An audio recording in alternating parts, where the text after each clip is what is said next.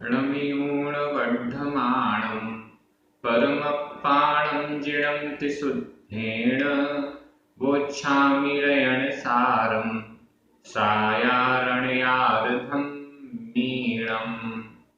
बोलिए श्री खजराट आदिनाथ भगवान की जय। आचार्य श्री कुंद कुंद स्वामी की जय। हम सभी बड़े सौभाग्यशाली हैं जो हमें आचार्य कुंद कुंद स्वामी का महान ग्रंथ प्रयाण सार के अध्ययन का अवसर मिल रहा है। हम सभी पूर्ण भक्ति भाव के साथ विशुद्ध परिणामों को लिए हुए एक एक गाथा के एक एक शब्द को समझने का पुरुषार्थ कर रहे हैं।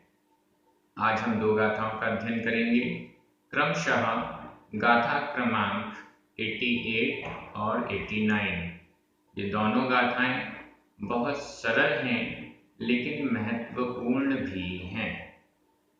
इन दोनों गाथाओं में आपको ये समझ में आएगा कि तपस्या के साथ साथ ज्ञान या सम्यक ज्ञान की कितनी आवश्यकता है, कितनी जरूरत है। बिना सम्यक ज्ञान के क्या कोई तप कार्यकारी हो पाएगा? इस पर आचार्य कुंद कुंद स्वामी कुछ दिशा निर्देश कर रहे हैं। चलिए प्रारंभ करते हैं। गाथा क्रमांक 88 उच्चारण। साल साल विहीणो साल विहीणो साल विहीणो राओ राओ दान दया धम्म रहिय गिहि सोहा गिहि सोहा णाण विहीण तवो विय जीव वीणा देह सोहा णो णो। साल विहीणो राओ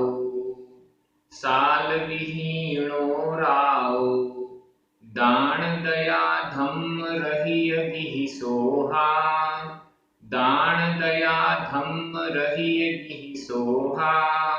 णाण विहीण तवो विय जीव वीणा देह सोहाणो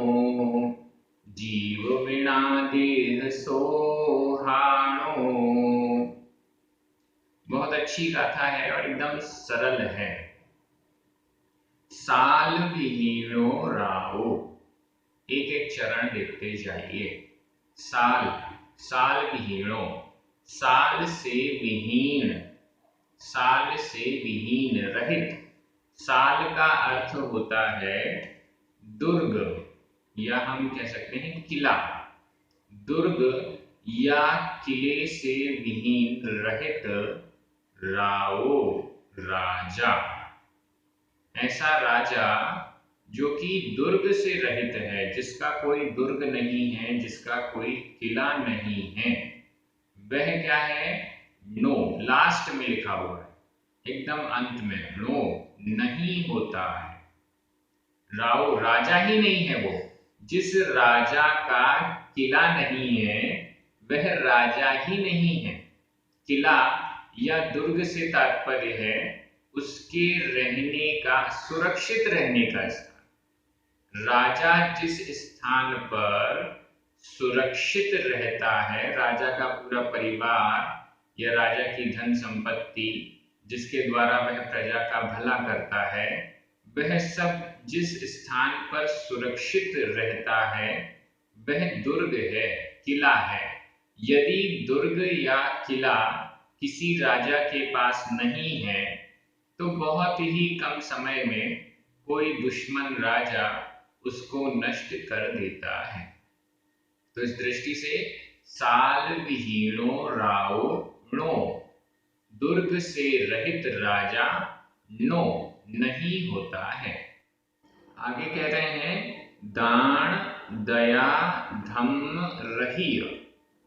रहित, किससे रहित? दान दया धम्म, दान दया रूप धर्म से रहित। गिहि सोहा, गिहि गृहस्थ, सोहा शोभा, गृहस्थ की शोभा। अब यहाँ गृहस्थ की बात चल रही है और गृहस्थों का धर्म क्या है? दान देना और दया करुणा। दान और दया रूप धर्म से रहित या दान दया और धर्म से रहित, दोनों प्रकार से अर्थ लगा लीजिए। दान और दया रूप धर्म से रहित गिहि सोहा, गिहि गृहस्थी की, सोहा शोभा, नीचे लिखा है नो नहीं होती। एक गृहस्थ की शोभा क्या है?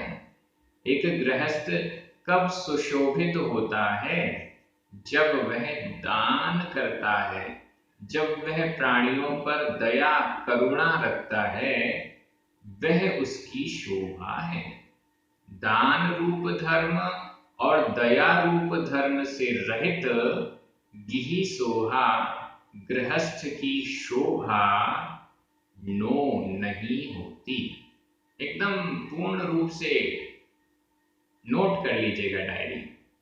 अगर कोई गृहस्थ दान नहीं करता है और उसके अंदर दया के परिणाम भी नहीं है, तो उसका घर, उसकी गृहस्थी शोभायमान नहीं होती है, वो डेकोरेटेड नहीं है, बिल्कुल रूखी सूखी जैसी है।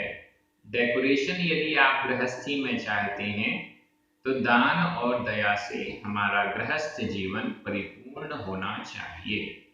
इसकी चर्चा भी पूर्व में आचार्य कुनकुन स्वामी अनेक अलग अलग प्रकारों से कर चुके हैं।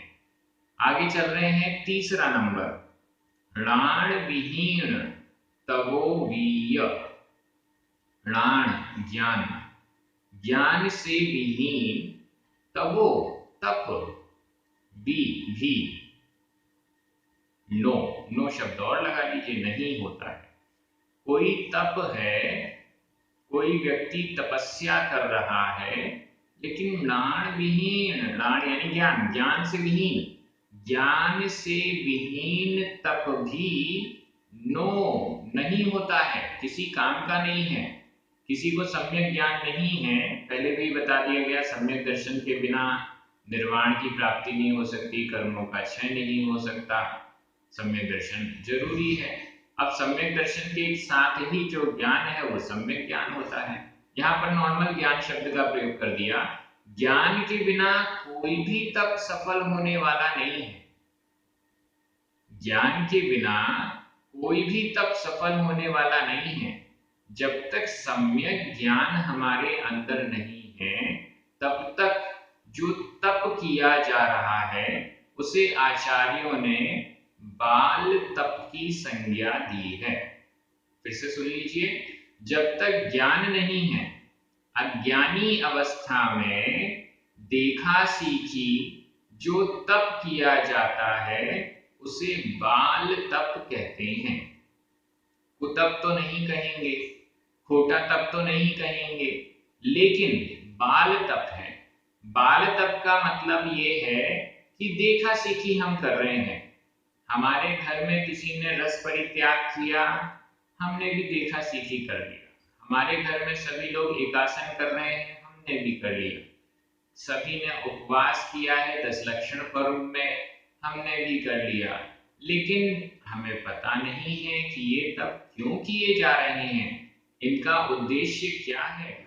जब तक ये सब हमें मालूम नहीं है, तब तक इन तप को करते हुए भी बालकों के समान हम कर रहे हैं। देखिए, स्वाध्याय के बिना हम कुछ कार्य करते रहते हैं, धार्मिक क्रियाएं करते रहते हैं, देखा सीखी करते रहते हैं, लेकिन जब तक उसके अंतरंग कारण को हम नहीं जानेंगे, तब तक वह हमारी क्रिया सफल नहीं हो पाती है। छोटा बालक है, हम कहते हैं मंदिर जाओ, भगवान के दर्शन करो, ऐसे करना। अब वह बालक जैसा हमने बोला है वैसा करता जाता है, लेकिन जब तक वह 8 वर्ष का नहीं होता वह सम्यक दर्शन प्राप्त नहीं कर सकता। सम्यक दर्शन प्राप्त करने की उसमें योग्यता नहीं होती। क्यों नहीं होती? क्योंकि वह समझ नहीं पा रहा है कि यह जो क्रिया मुझसे कराई जा रही है या मैं कर रहा हूँ, और कई बार वो क्रिया अच्छी भी लगती है। बच्चों को आरती करना बढ़िया लगता है तो आरती लेकर डांस भी करने लग जाते हैं। लेकिन जब तक यह समझ में नहीं आता कि यह धार्मिक क्रिया मेरी आत्मोन्नति का कारण बनेगी या आत्मोन्नति के लिए मैं यह क्रिया कर रहा हूँ या कर्मों की निर्जरा के लिए कर रहा हूँ, संसार से छूटने के लिए कर रहा हूँ, जब तक यह बात समझ में नहीं आती तब तक यह क्रिया बाल तप, बाल व्रत या बालकों के समान क्रिया कहलाएगी। तो यहाँ पर एकदम स्पष्ट कह रहे हैं, ज्ञान से रहित जो तप है वह भी नो नहीं। कब तक रहेगा, कब तक टिकेगा, हमें पता ही नहीं है। हमने जानने का प्रयास ही नहीं किया है कि ये व्रतों का पालन, तपस्या आदि जो मैं कर रहा हूँ वो किस लिए कर रहा हूँ, क्यों कर रहा हूँ, उसका उद्देश्य क्या है, उसका फल क्या होगा, ये सब जाने बिना मैं कब तक ये कार्य कर सकता हूँ। आपसे कहा जाए स्वाध्याय करो, रयण सार यूट्यूब पर आ रहा है, स्वाध्याय करो, सुन लिया करो। ठीक है, आपने कहा तो मैंने सुनना चालू कर दिया, लेकिन जब तक ये समझ में ना आए कि क्यों सुनना, इससे क्या लाभ है, हमें समझ में आ रहा है या नहीं, तब तक वह सुनना केवल सुनना मात्र है। उसके प्रति रुचि उत्पन्न नहीं हो पाएगी, श्रद्धा उत्पन्न नहीं हो पाएगी, उसको हम अपनी आत्मा की पर्याय नहीं बना पाएंगे। तो इस दृष्टि से सम्यक ज्ञान, तप के पूर्व सम्यक ज्ञान बेहद जरूरी है। हमारे यहाँ जो रत्नत्रय बताया गया, सम्यक दर्शन, सम्यक ज्ञान और सम्यक चारित्र, मात्र सम्यक चारित्र से मोक्ष नहीं होता, सम्यक चारित्र से पूर्व सम्यक चारित्र के साथ सम्यक दर्शन और सम्यक ज्ञान भी आवश्यक है। तो इस दृष्टि से आपको क्लियर हो गया, ज्ञान से रहित जो तप है वह भी नो नहीं, लंबे समय तक नहीं टिकेगा या किसी कार्य को नहीं कर पाएगा, सफल नहीं हो पाएगा, उसे बाल तप की संज्ञा दी गई है, ऐसा हम समझ सकते हैं। आगे चलिए, अब यहाँ भी वही एक थ्योरी लाइएगा। यहाँ तपस्या करने को मना नहीं कर रहे हैं, बल्कि जो तपस्या कर रहे हैं उनसे आचार्य कुंद स्वामी कह रहे हैं ज्ञान भी प्राप्त करो। जो तपस्या कर रहा है उससे ये कहा जा रहा है कि आप ये समझो तो सही कि इस तप का प्रयोजन क्या है। हमारे जैन आचार्यों ने जहां पर तपस्या की परिभाषाएं 12 प्रकार के तप को परिभाषित किया है, वहां पर उन्होंने यह भी स्पष्ट लिखा है कि कौन सा तप किसके लिए उपयोगी है। चौथा चरण देखिए, यह और जीव बिना देह सोहाणो। जीव बिना, जीव के बिना देह सोहा, देह की शोभा नो नहीं होती है। शरीर की शोभा कब तक है? जब तक इस शरीर के अंदर जीव है। जीव के बिना, जीव के निकल जाने पर, आत्मा के निकल जाने पर शरीर की शोभा नहीं होती। इस शरीर को कब तक सम्मानित किया जाता है, कब तक बैठाया जाता है, कब तक आइए आइए किया जाता है? जब तक इसके अंदर जीव है। और जैसे ही इसमें से आत्मा निकली, जैसे ही इस शरीर में से जीव निकला, फिर कोई नहीं कहता कि आइए बैठिए, एक कोने में जहां पड़ा है वहीं पड़ा रहता है। तो जीव, शरीर की शोभा जीव से है, जीव के बिना देह की शोभा नो नहीं होती। ये गाथा तो एकदम सरल है, आपको समझ में आ गई होगी। बहुत चिंतन इसमें आप कर सकते हैं, अलग अलग प्रकार से कर सकते हैं। आज का जो आपको प्रश्न है वो यह है, किसके बिना किसकी शोभा नहीं है, इस पर आपको चिंतन करना है और लिखना है। आप में से कई लोग इतने अच्छे अच्छे पॉइंट्स लिख रहे हैं जिनको पढ़कर बड़ा आनंद आ रहा है। आप सभी भी एक दूसरे के कमेंट देखते रहा करें, उससे भी काफी कुछ सीखने को मिलेगा, क्योंकि यहाँ पर जितने भी लोग पढ़ रहे हैं बड़े बुद्धिशाली हैं, बहुत चिंतनशील हैं, स्वाध्याय भी करते हैं और चिंतन भी करते हैं। चलिए, इस प्रकार से ये गाथा कंप्लीट हुई। अब हम अगली गाथा पर चलते हैं। गाथा क्रमांक 89। उच्चारण। मक्खी, मक्खी आधा क ख, मक्खी। सिलिम्मी, सिलिम्मी आधा मा पूरा मा, सिलिम्मी। पडियो, पडियो। मुवई, मुवई। जहा, तह। परिगहे, परिगहे। पडियो, पडियो। लोही, मूढ़ो। खवणो, खवणो। काय क्लेशेषु, काय क्लेशेषु। अर्णाणि, अर्णाणि। मक्खी सिलिम्मी पडियो, मक्खी सिलिम्मी पडियो। मुवई जहाँ तह परिगहे पडियो, मुवई जहाँ तह परिगहे पडियो।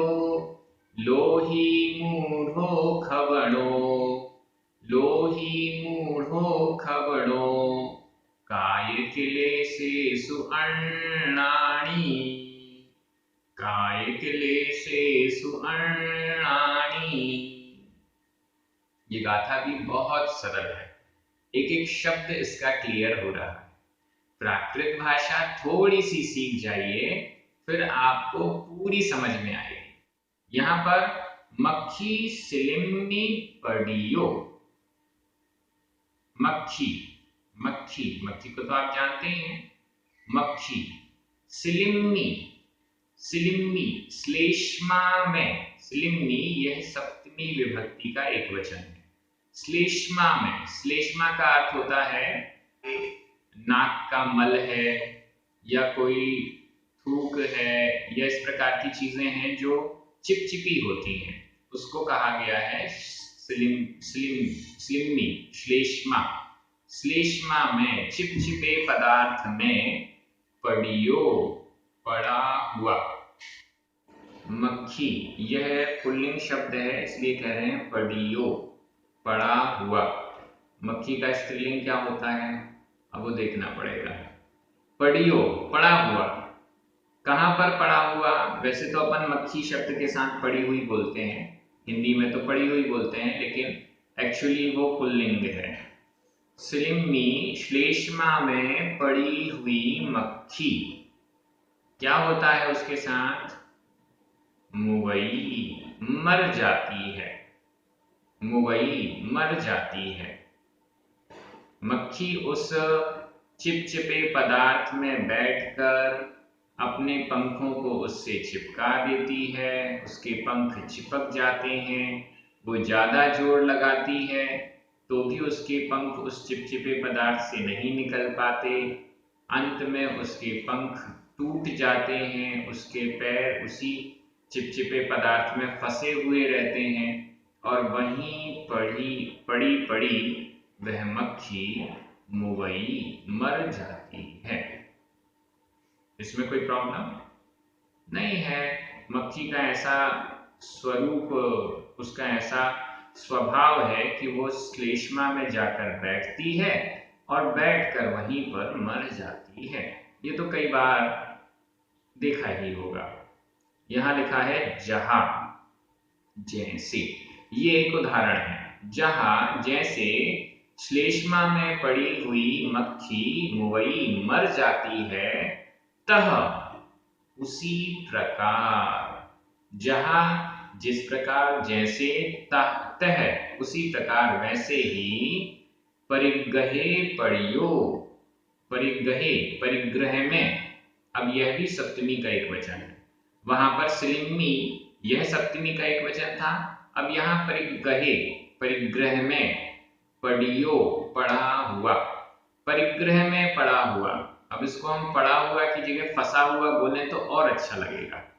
परिग्रहे, परिग्रह में फंसा हुआ, उसी प्रकार से परिग्रह में फंसा हुआ व्यक्ति भी मरेगा, मरता है, निकल नहीं पाता है। एक मक्खी चिपचिपे पदार्थ में बैठकर फंस जाती है, उससे निकल नहीं पाती है और वहीं मरती है, धीरे धीरे मरती है, धीरे धीरे कष्टों को सहन करते हुए मरण को प्राप्त हो जाती है। वैसे ही परिग्रह में पड़ा हुआ यह व्यक्ति वहीं फंसा फंसा मरण को प्राप्त करता है।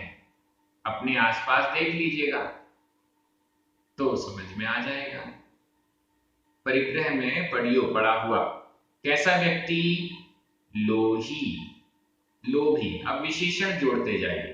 परिग्रह में फंसा हुआ कौन मरण को प्राप्त करता है? लोही, लोभी।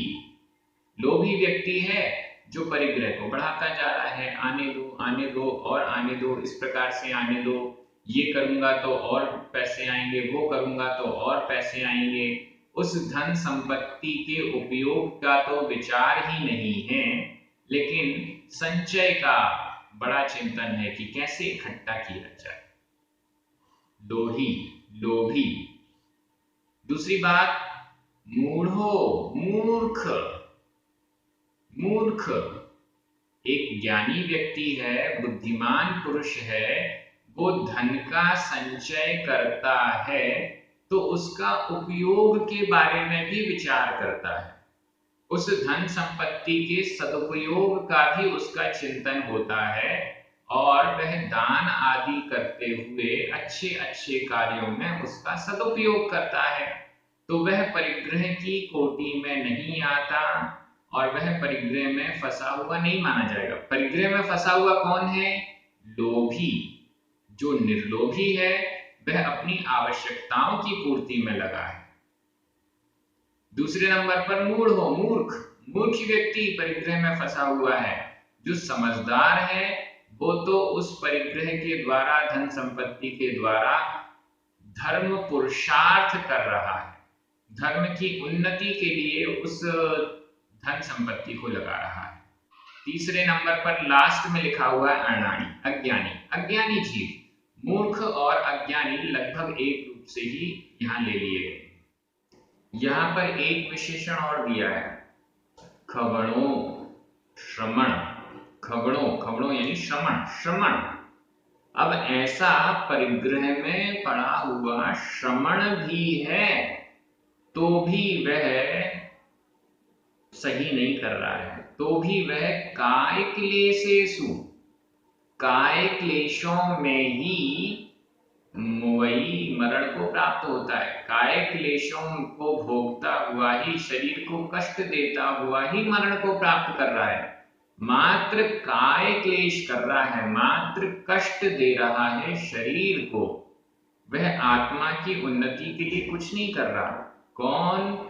जो परिग्रह में पड़ा हुआ है, जिसके अंतरंग में परिग्रह के प्रति आसक्ति अभी घटी नहीं है, हटी नहीं है, जिसने श्रवणत्व तो ग्रहण कर लिया, मुनि धर्म तो अंगीकार कर लिया, लेकिन अंतरंग से वह परिग्रह की भावना नहीं गई है, परिग्रह को अभी भी अपना मान रहा है, परिग्रह के लिए चिंता कर रहा है। ऐसा लोभी, मूढ़ और अज्ञानी खवणों, श्रमण भी काय क्लेशेषु, काय क्लेशों में ही मुवई मरण को प्राप्त होता है। अब देखिए कितना बढ़िया उदाहरण यहाँ मक्खी का दिया है। मक्खी कैसी है? मक्खी कोई भी परिग्रह ली हुई नहीं है। मक्खी कोई भी परिग्रह, हमारे जैसे कपड़े तो पहनती नहीं है और कोई भी परिग्रह उसके पास नहीं है। अब ऐसी मक्खी, ऐसा श्रमण जिसने परिग्रह का पूर्ण रूप से त्याग किया हुआ है, वो यदि श्लेष्मा के ऊपर जाकर बैठ जाता है, वह श्रमण जब परिग्रह में फंस जाता है, परिग्रह की भावना, परिग्रह की आकांक्षा में फंस जाता है, तो ऐसा लोभी, मूढ़, अज्ञानी श्रमण भी काय क्लेशों में ही फंसा रहता है, शरीर को कष्ट देता रहता है, पंख फड़फड़ाता रहता है और मरण को प्राप्त होता है। अब यहाँ आचार्य कुनकुन स्वामी ने भले ही शब्द कवड़ों श्रमण दे दिया है, लेकिन गृहस्थों के लिए भी ये कोई इससे बच नहीं पाएंगे। अगर हम गृहस्थ होते हुए भी मात्र परिग्रह में पड़े हुए हैं और लोभी और मूर्ख अज्ञानी व्यक्ति के समान ही उस धन संपत्ति का सदुपयोग नहीं करते हैं, नहीं करना चाहते हैं, तो हमारा भी मक्खी जैसा हाल ही होने वाला है। ऐसा हमें पूर्ण विचार कर लेना चाहिए। हम भी बचने वाले नहीं हैं। गृहस्थ भी बहुत आरंभ और बहुत परिग्रह करता है तो उसे नरक आयु का आश्रय होता है, नरक जाना पड़ता है। क्या करें? बहुत आरंभ और बहुत परिग्रह से बचें। कैसे बचें? जो भी धन संपत्ति हमारे पास आती है, इकट्ठी होती जा रही है, उसे हम उपयोग में लें। देखिए, परिग्रह क्या है? बारिश हो रही है, हमारी छत पर बारिश होती है तो पानी इकट्ठा हो जाता है। यह पानी का इकट्ठा होना परिग्रह है। लेकिन बारिश हो रही है, पानी इकट्ठा नहीं हो रहा है, जो पानी निकालने वाली नालियां हैं वो साफ सुथरी हैं और उससे पानी आया निकला, तो यह परिग्रह नहीं है, ये तो उस धन संपत्ति का उपयोग है। गृहस्थी की अवस्था में बात की जा रही है, यह उसका उपयोग है। अब उपयोग सदुपयोग हो या दुरुपयोग हो, लेकिन वो रुके नहीं, आए जाए। अब इस आए और जाए में जितनी देर रुक गया सो ठीक है, लेकिन वो रुका ही रहेगा 7-7 पीढ़ियों तक, हजारों साल तक हम इसको रोक कर रखेंगे, ये परिग्रह कहलाता है। इस पर बहुत चिंतन की आवश्यकता है। आप सभी इतने अच्छे से अध्ययन कर रहे हैं, मुझे भी बड़ा आनंद आ रहा है। सभी को जय जिनेन्द्र, जिनवाणी माता की।